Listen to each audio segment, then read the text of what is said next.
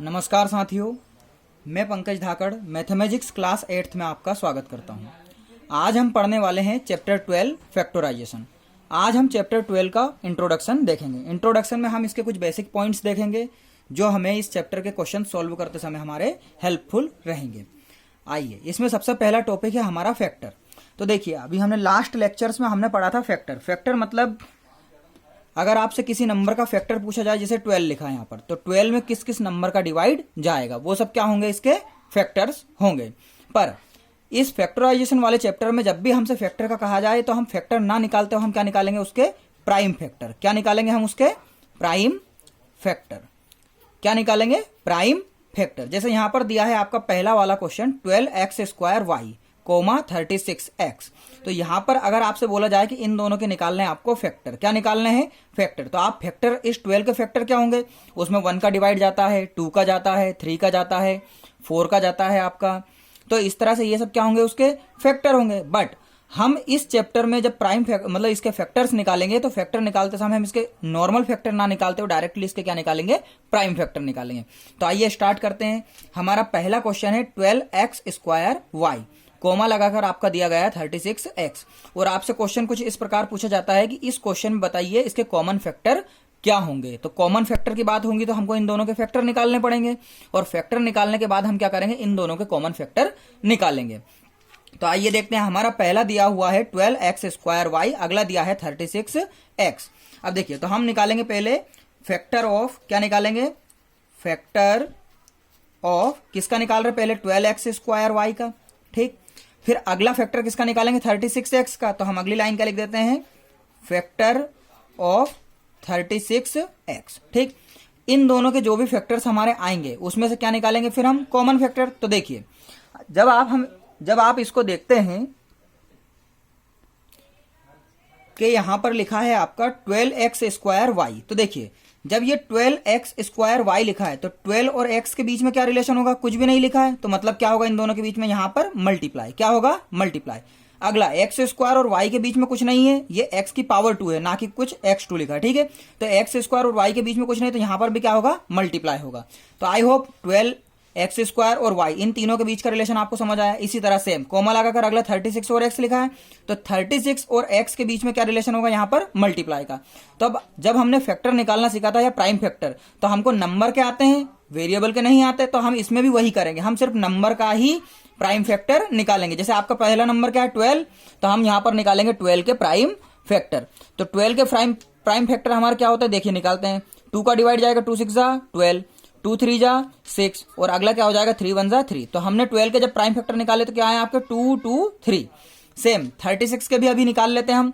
तो 36 के क्या आएंगे आपके, देखिए 2 का डिवाइड देंगे, 2 1 2, कैरी आपका 1 बचा, यहाँ पर 16 हो जाएगा, 2 8 16। नेक्स्ट अगेन आपका 2 9 18, फिर 3 के जाएगा आपका 3 3 9, नेक्स्ट हो जाएगा आपका 3 1 3। तो यहाँ पर आपके 36 के क्या हो जाएंगे, 2 2 3 3, ये हो जाएंगे आपके यहाँ पर प्राइम फैक्टर। अब इसमें नेक्स्ट हम देखेंगे कि इनको लिखना कैसे है। देखिए, सबसे पहले आपने 12 के निकाले, प्राइम फैक्टर निकाले, तो हम सबसे पहले लिखेंगे 12 के प्राइम फैक्टर। तो देखिए 12 के क्या है, 2 इंटू 2 इंटू 3। जो प्राइम फैक्टर हमारे निकले हैं उनको किस में लिखेंगे हम, मल्टीप्लाई में। अब देखिए 12 और x² का रिलेशन कैसा है, मल्टीप्लाई का। तो इन दोनों के बीच में हमने 12 के फैक्टर लिख चुके हैं ये। अब x² और 12 के बीच में क्या लगाना है हमको, मल्टीप्लाई। अब देखिए x की पावर कितनी है, 2। किसी भी नंबर की पावर जितनी होती है उतने टाइम उसको मल्टीप्लाई किया जाता है। तो x की पावर 2 है, तो आप क्या लिखेंगे यहाँ पर, 2 टाइम x। तो देखिए 1 टाइम x और अगला 2 टाइम x। तो आपने x² का भी लिख दिया। देखिए ये तो हो गए हमारे 12 के, ये हो गए x² के। नेक्स्ट अब x² और y के बीच में भी क्या है, मल्टीप्लाई। तो यहाँ पर क्या लगा देंगे, मल्टीप्लाई। y कितने टाइम है, इसकी पावर 1 है आपकी, तो यहाँ पर y 1 टाइम। ये तीनों हो गए। सेम नेक्स्ट आपका 36 से x का हम लिखेंगे।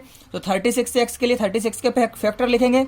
तो उसके क्या है हमारे, 2 इंटू 2 इंटू 3 इंटू 3। तो यहां पर ये हमने लिख दिया 36 के फैक्टर। अब 36 और x के बीच में क्या रिलेशन है, इनटू का, हम लगा देते हैं इनटू, और x का क्या लिखेंगे, 1 टाइम है तो x।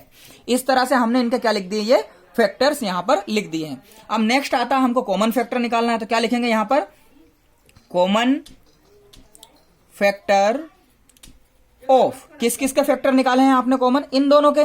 तो उन्हीं दोनों को लिख देंगे। क्या लिखेंगे, 12x² y, 36x। इक्वल में। अब बताइए इन दोनों में जो कॉमन होगा वही कॉमन फैक्टर होगा, क्योंकि ये दोनों फैक्टर हैं इन दोनों के।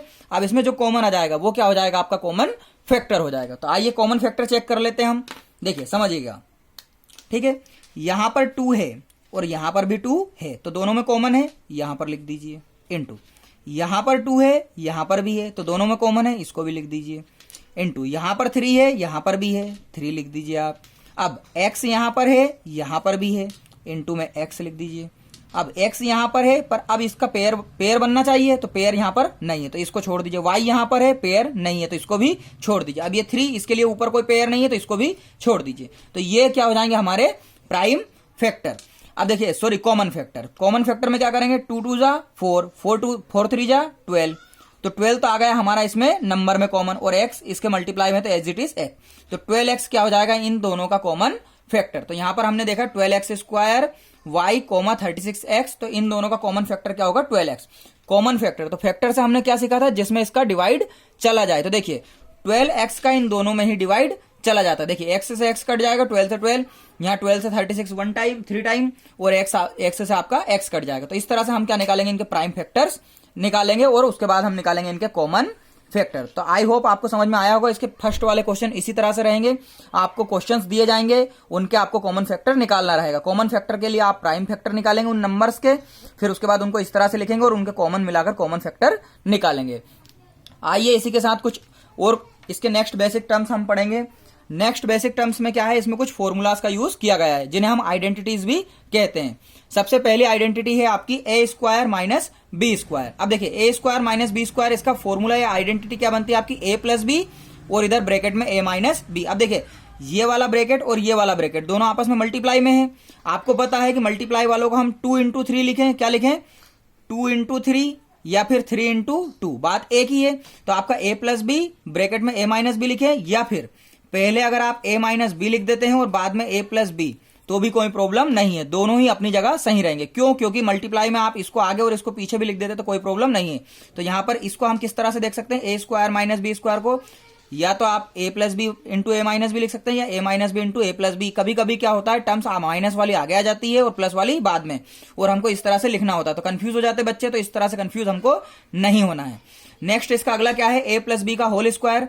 तो इसका फॉर्मूला क्या ओपन होगा, यहाँ पर a का स्क्वायर रहेगा आपका, फिर a से स्क्वायर पे गए तो यहां पर 2 से स्टार्ट करेंगे, 2ab। तो देखिए 2ab, अब b पे एंड हुआ था, तो अब b के बाद b का स्क्वायर, तो यहां पर b स्क्वायर, और सब प्लस है तो सब में प्लस आ जाएगा। नेक्स्ट आइडेंटिटी आपकी क्या है, यहां पर a माइनस बी का होल स्क्वायर।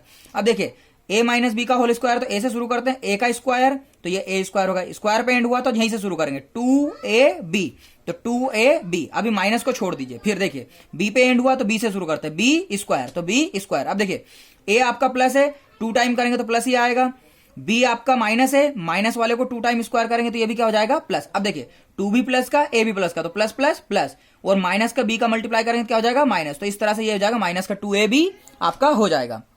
अब देखिए ये तो सीधे तरीके से हमारी आइडेंटिटीज हो गई है। कभी कभी क्या करता है वो उसका रिवर्स आइडेंटिटीज भी आपको दे देता है। रिवर्स आइडेंटिटीज से मतलब मेरा ये है कि आपको इस तरह से ना देकर इस तरह से दिया जाएगा, और उसको यहाँ फर्स्ट वाले आपके लिए LHS टाइप आपको शिफ्ट करना पड़ेगा। मतलब अगर आपका ऐसा आ जाए a प्लस बी ब्रैकेट में a माइनस बी, आपका सोल्व क्वेश्चन ऐसा आ जाए, तो आप इसको भी किस तरह से लिख सकते हैं, a square minus B square, इस तरह से इसको कन्वर्ट कर सकते हैं। ठीक है, अगर आपका ऐसा जाए a square plus 2ab plus B square, तो आप इसको कैसे लिख सकते हैं, a प्लस बी का होल स्क्वायर। मतलब जरूरी नहीं है आप ऐसे वाले को इस तरह से एक्सपांड करें, आपको अगर एक्सपांडेड फॉर्म दी हुई है तो आप उसको शॉर्ट फॉर्म में लिख सकते हैं। ठीक है, ये दोनों तरह से इन आइडेंटिटीज का यूज हम करेंगे। नेक्स्ट आपका अगर ऐसा जाए a square minus 2ab plus B square, तो इसको आप क्या लिख सकते हैं, a माइनस बी का होल स्क्वायर। ठीक है, इन्हीं आइडेंटिटीज का यूज करके हम आगे नेक्स्ट क्वेश्चंस करेंगे। Okay, thank you everyone. इसी तरह नेक्स्ट बने रहिए, पार्ट में हमारे साथ बने रहिए, उसमें हम चैप्टर 12 का 12.1 एक्सरसाइज कंटिन्यू करेंगे। Okay, thank you everyone.